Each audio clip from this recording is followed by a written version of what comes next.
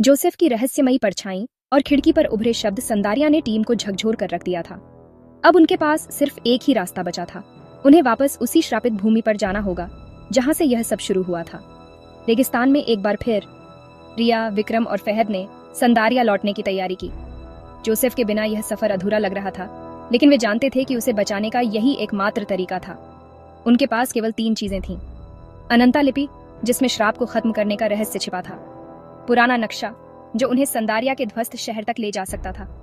अंधेरे का डर, जो अब धीरे धीरे उनके दिलों में घर करने लगा था। जब वे रेगिस्तान में पहुंचे तो उन्हें तुरंत अजीब एहसास हुआ। हवा में एक अलग ही गूंज थी, जैसे कोई नाम लेकर बुला रहा हो।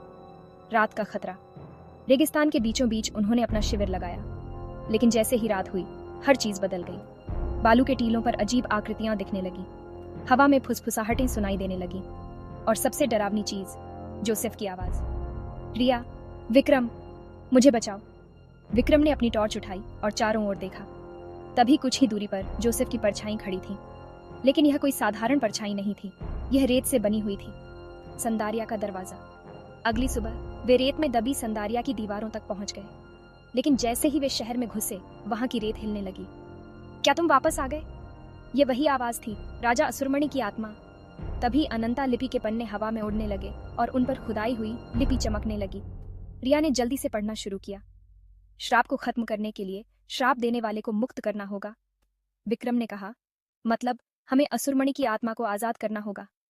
लेकिन यह इतना आसान नहीं था, क्योंकि असुरमणि का गुस्सा अब पहले से कहीं ज्यादा भयानक था। असली लड़ाई की शुरुआत। अचानक संदारिया की रेत भयंकर तूफान में बदलने लगी। चारों ओर से रेत के सैनिक निकलने लगे, वे योद्धा जो हजारों सालों से इस श्राप की रक्षा कर रहे थे। अब सवाल था, क्या रिया, विक्रम और फहद इस लड़ाई को जीत पाएंगे, या फिर वे भी हमेशा के लिए रेत का हिस्सा बन जाएंगे?